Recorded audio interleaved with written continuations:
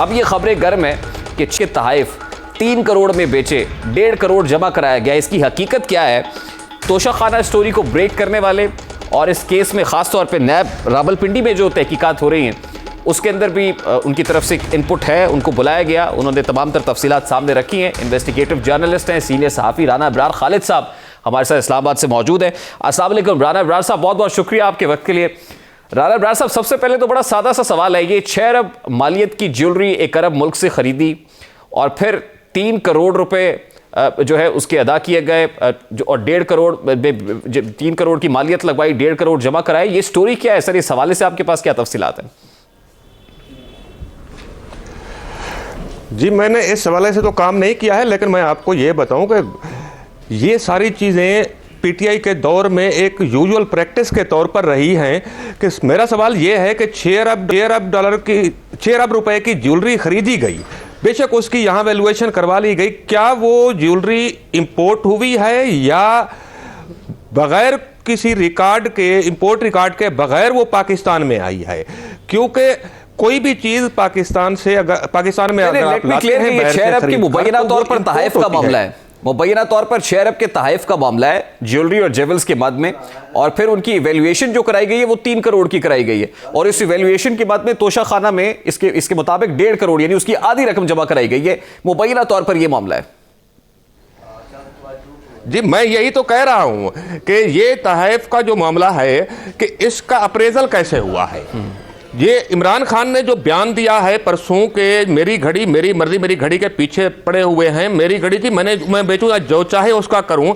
तो मैंने इस हवाले से इमरान खान को कल एक ओपन लेटर भेजा है, खुला खत भेजा है, जिसमें मैंने इमरान खान साहब से सवालात पूछे हैं और उनको बताया भी है कि आपने इन तहफ़ के मामले में 12 वायलेशन की हैं, कानून और रूल्स की 12 वायलेशन हुई हैं। उनमें सबसे अहम वायलेशन जो है, पहले पिछले प्रोग्राम में भी हम यही बात कर रहे थे कि पाकिस्तान का एम्बेसडर उस मुल्क के अंदर जो तैनात होता है वो इस बात का पाबंद है, ओब्लिगेशन है उसके ऊपर, लीगल ओब्लिगेशन है कि वो तोशाखाना को रिपोर्ट करे कि वजीर आजम को या और मिनिस्टरों को कौन कौन से गिफ्ट मिले हैं। सबसे पहली वायलेशन इमरान खान की तरफ से ये हुई है कि किसी भी एक दौरे में एम्बेसडर ने रिपोर्टिंग नहीं की, क्योंकि इमरान खान की तरफ से रोक दिया गया था, मना कर दिया गया, अगर वो रिपोर्ट भेजेंगे तो आपको ट्रांसफर कर दिया जाएगा, ओएसडी बना दिया जाएगा। पहली वायलेशन जो कि लॉ की वायलेशन है और संगीन खिलाफ वर्जी है कानून की, वो ये हुई है। इसके अलावा यह है कि जो भी तहफ़ इमरान खान को मिलते थे वो अपने जहाज में लेकर आते और सीधे बनी गाला ले जाए जाते थे। हालांकि रूल्स के मुताबिक यह है कि वो तहफ़ तोशाखाना में लाए जाएं, उनको जमा करवाया जाए और उसके बाद जो रेसिपिएंट है, चाहे वो इमरान खान है या कोई और वजीर है, वो एक रिटर्न एप्लीकेशन भेजेंगे रिटेनिंग की कि मेरे लिए ये तोहफा यादगार है, इसको मैं अपने पास रखना चाहता हूं, और उसके साथ एक अंडरटेकिंग दिया जाता है कि मैं तमाम रूल्स को फॉलो करूंगा। लेकिन बगैर रिटर्न एप्लीकेशन के रिटेन हुए हैं, फर्जी रिटेनिंग की गई है, क्योंकि तोशाखाना के अमले को वो तहफ़ दिखाए तक नहीं गए। तीसरी बात यह है कि जो वायलेशन हुई, तोशाखाना का इंचार्ज लेटर लेकर एफबीआर से, यानी कस्टम का अप्रेजर और प्राइवेट मार्केट से अप्रेजर बुलाता है, जो आकर उसका एग्जामिनेशन तोहफे का करते हैं और प्राइस एवेल्युएशन करते हैं, वो एक प्राइस असेसमेंट दे देते हैं अपनी तरफ से। चौथी वायलेशन ये नहीं हुआ है, कोई अप्रेजल नहीं हुआ, सिर्फ 3 तहफ़ हैं, जो पहले मैंने बताया था, मैंने आपको 3 तहफ़, एक ग्राफ की घड़ी और 2 रोलेक्स की घड़ियों की जाली अप्रेजल फाइल में रखी गई है, जो वाइट पेपर के ऊपर है और बाल पेन से हाथ से लिखा गया है, किसी के सिग्नेचर नहीं है, किसी का नाम नहीं है उसके ऊपर। यह वायलेशन सबसे सीवियर है कि अप्रेजर नहीं बुलवाए गए, बल्कि तोशाखाना के इंचार्ज जो कि डिप्टी सेक्रेटरी होता है, मोहम्मद आहद उसका नाम था, इमरान खान के दौर में जो तैनात थे, उन्होंने बगैर अप्रेजर बुलाए अपनी तरफ से एक प्राइस लिख दी जो उनका दिल किया।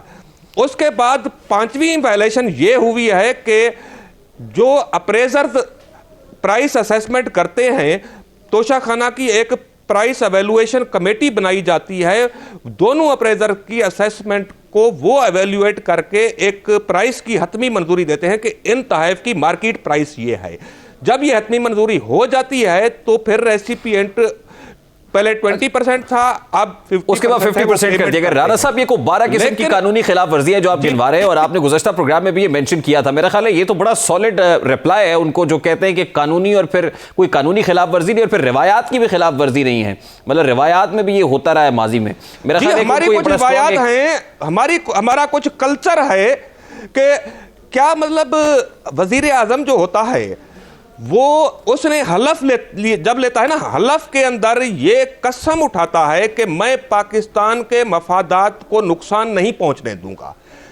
क्वेश्चन ये है कि जब ये ग्राफ की घड़ी दुबई में बिकने के लिए गई, इनकी फ्रंट वुमन फराह गोगी साहिबा लेकर गई एक बिजनेसमैन उमर जहूर फारूक के पास, तो हुआ ये कि उनके साथ पहले सौदा तय हो गया था 75 लाख दिरहम के। उन्होंने कहा कि ये इतनी बड़ी रकम है, मैं दे रहा हूं आपको, मैं ये सेट ग्राफ के शोरूम पर ले जाकर इसकी वेरिफिकेशन करवाऊंगा कि ये वाकई ओरिजिनल है या कॉपी मुझे दे रहे हैं आप। तो फराह गोगी साहिबा को साथ लेकर वो ग्राफ के शोरूम पर गए थे और उन्होंने वहां जाकर उनको दिखाया था। उनके जो एक्सपर्ट है उन्होंने उसकी जांच परख करके कहा था ये ओरिजिनल है, अगर 5 से 6 मिलियन डॉलर में ये मिल जाता है तो वारे का सौदा होगा। मगर हुआ ये कि ग्राफ के शोरूम पर जब ये सेट अपीयर हुआ तो उन्होंने मालूम कर लिया कि ये इसका खरीदार कौन था, ये बनवाया किसने था। तो वो सऊदी क्राउन प्रिंस का नाम आया, मोहम्मद बिन सलमान साहब का। जी, उससे हमारे डिप्लोमेटिक रिलेशंस डैमेज हुए। ये जो मेरी घड़ी मेरी मर्जी का जवाब है, ये किसी सूरत जस्टिफाइड नहीं है। राणा बरार साहब, गुज़श्ता प्रोग्राम में भी आपने बताया था कि 29 को एक केस इस्लामाबाद हाई कोर्ट में लगा हुआ है, हल्फ की वायलेशन हुई है। जी बिल्कुल ठीक है, ये जस्टिफाइड नहीं है, हल्फ की वायलेशन है, शेयर वायलेशन है प्राइम मिनिस्टर की तरफ से, एक्स प्राइम मिनिस्टर की तरफ से। आपने लास्ट टाइम बताया था कि 29 को इस्लामाबाद हाई कोर्ट के अंदर भी केस लगा हुआ है। अब आपने एक ओपन लेटर साबिक वजीर आजम को लिखा है, तो ये बताइएगा कि उस 29 वाले केस की अभी तक क्या अपडेट्स है सर? वो एडजर्न हो गई थी क्योंकि जज साहब अवेलेबल नहीं थे उस दिन, वो फिर डेट एडजर्न हो गई थी। अभी नई डेट नहीं निकली है, वो डेट निकलेगी तो हम फिर उसमें जाएंगे और उसका बिल्कुल भरपूर तरीके से हम फेस करेंगे। वहाँ वो बड़ा अहम केस है। लेकिन ये जो पीटीआई की तरफ से या इमरान खान साहब की तरफ से कहा जा रहा है बड़ी मासूमियत के साथ, यही मैं बता रहा था कि इमरान खान ने छठी खिलाफ वर्जी ये की थी कि जो भी प्राइस मुकर्रर की गई, मिनिमम प्राइस मुकर्रर की गई, मैं कहता हूं मेरी मालूमात के मुताबिक अगर 1 करोड़ रुपए मार्केट प्राइस थी तो 15 या 20 लाख रुपए उसकी प्राइस असेसमेंट की गई।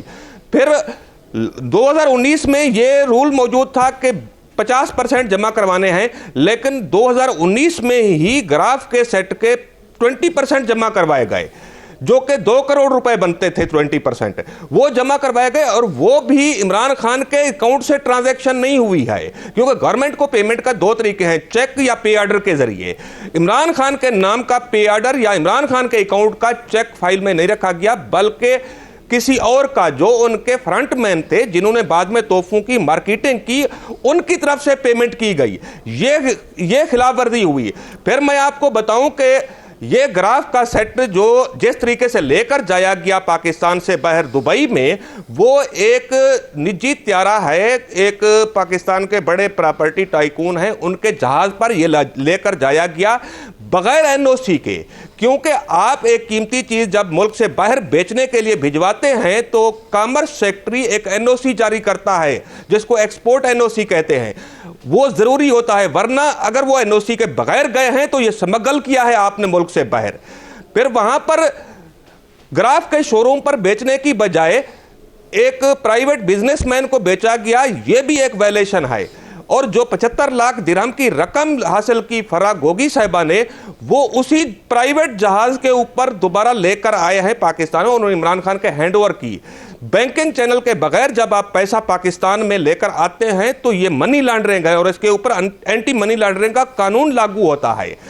और आखिरी जो वायलेशन है वो मैं पहले बता चुका हूं कि इमरान खान ने बतौर वजीर आजम अपने हलफ की वायलेशन किया है, क्योंकि सऊदी अरब के क्राउन प्रिंस को जब ये पता चला कि इस तरह से हमारे तोहफे के साथ खिलवाड़ किया गया है, तो सऊदी अरब ने, आपको याद होगा कि 3 अरब रुपए जो कैश डिपॉजिट रखा था हमारे फॉरेन रिजर्व को प्रोटेक्ट करने के लिए स्टेट बैंक ऑफ पाकिस्तान में, वो वापस ले लिए थे, वो वापस मांग लिए थे और हमें देने पड़े थे। और 3 3.2 अरब डॉलर की जो डेफर पेमेंट पर ऑयल का एग्रीमेंट था, वो तेल हमें मौखर अदायगी पर दे रहे जी, थे। फिर हमने चाइना से लेके सऊदी अरब को पैसे हमें वापस देना पड़े थे। राना अबरार साहब, आप भी इन्वेस्टिगेटिव रिपोर्टर है सर, इन्वेस्टिगेटिव जर्नलिस्ट है। आज senior investigative journalist Ansar Abbasi साहब की भी स्टोरी है कि ये जो फॉरेन फंडिंग केस का फैसला है, ताखीर का बाइस क्यों हुआ, तो उस पर भी जो साबिका फौजी इस्टेब्लिशमेंट है उनकी कोई आशीर्वाद उनको हासिल थी इमरान खान साहब को, इसी वजह से जो है मामलात तूल पकड़ रहे थे, इस केस का फैसला हो नहीं रहा था। At this point in time मेरी, क्योंकि अकबर इस बाबर साहब से उस वक्त जब बात होती थी वो कहते थे इस केस का फैसला तब होगा जब वक्त का तकाजा होगा। अभी शहर इक़्तिदार के अंदर ख़ास तौर पे क्या इस वक्त जो वेव है वो क्या है, एयर में क्या न्यूज़ आप महसूस कर रहे हैं, क्या सूंघ रहे हैं कि क्या होने जा रहा है इस केस के अंदर, क्योंकि इलेक्शन कमीशन प्रोसीडिंग्स भी करने जा रहा है इमरान खान साहब को पार्टी सरबराही से हटाने की।